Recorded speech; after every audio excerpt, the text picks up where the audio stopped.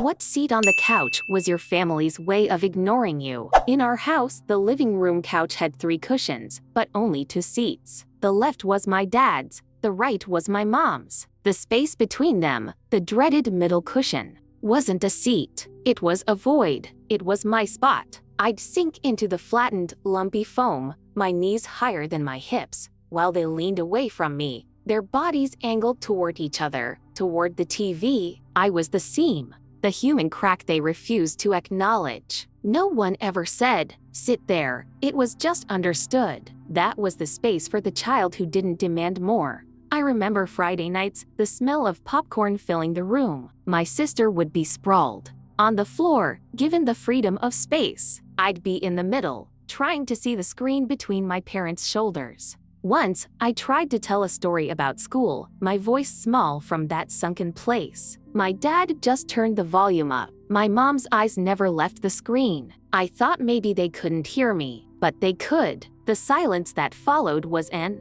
answer. It was a room full of people, and I had never felt so completely invisible. No one noticed I had stopped talking. Years later, I was shopping for my own furniture. I walked past dozens of couches, and my stomach clenched every time I saw a 3-seater. My friend asked why I was being so picky. I heard myself say, "I just don't like a middle seat." And the words hung in the air. It cracked something open in my mind. I wasn't choosing a couch. I was refusing a label. I was refusing to buy a piece of furniture that had a designated place for someone to be forgotten. They didn't just give me a seat. They taught me my worth was to be the space between other people. Tonight, I'm sitting on my own sofa. It's a love seat with just 2 cushions. Firm, equal, side by side. There is no middle. There is no void. Looking out the window at the city lights, I realize there is no place in my home for an invisible girl to sit. And I think she's finally gone.